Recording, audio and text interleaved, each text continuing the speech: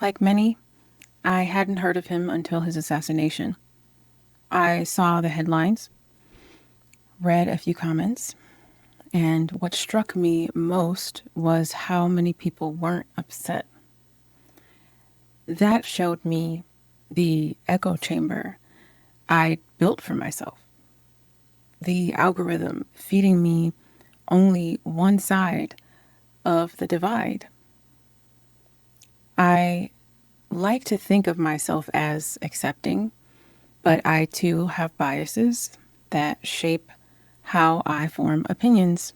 At first, I wasn't sad. I heard some of his comments about gun violence, and the irony of his death left me feeling indifferent. I didn't know him, and so I had nothing personal to connect to.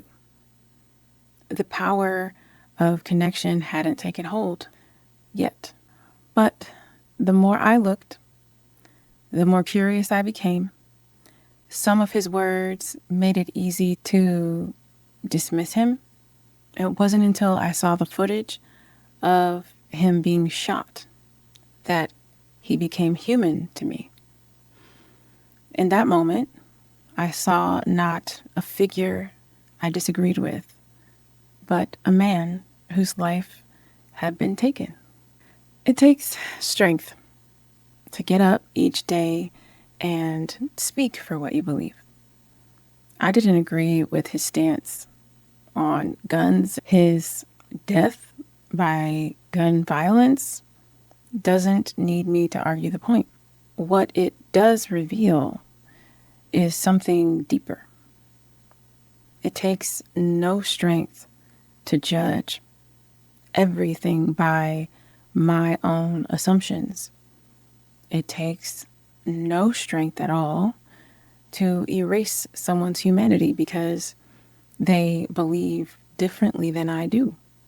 Real strength shows up as compassion in seeing someone as a divine being worthy of dignity, even when I disagree with what they say. Rooting for a man's death simply because of his politics ignores our own light.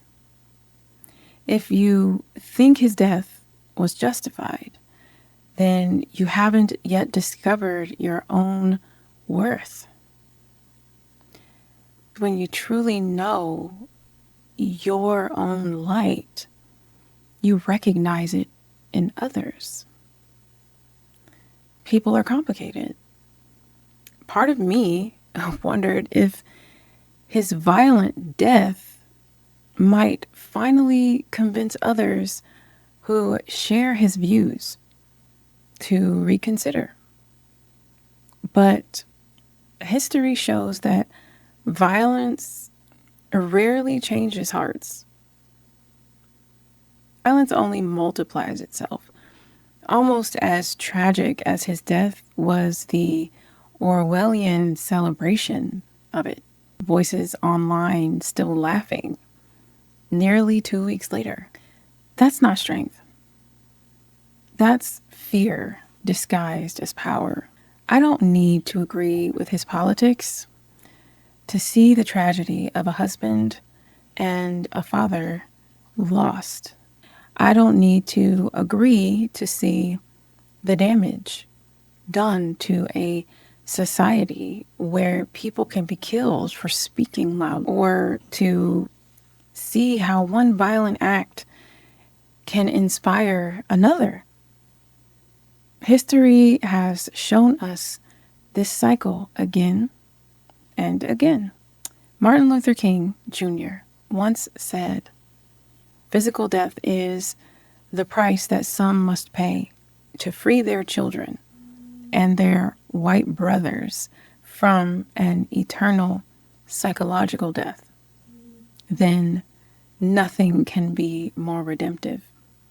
Charlie Kirk once said, "I think it's worth it to have a cost of, unfortunately, some gun deaths every single year so that we can have the Second Amendment to protect our God-given rights. One of those men I agree with, one I don't. And yet both chose paths that ended in gun violence, and both of their deaths were tragic. The truest strength we can show now is standing up for human rights, for the right to speak without fear of being killed for it. If one of us isn't free to speak, none of us are free. Real strength is vulnerability. It's the courage to admit when we've conformed to an environment that celebrates death instead of life. Strength is refusing to cheer for violence and choosing instead to honor the divine light in every person, even those we oppose.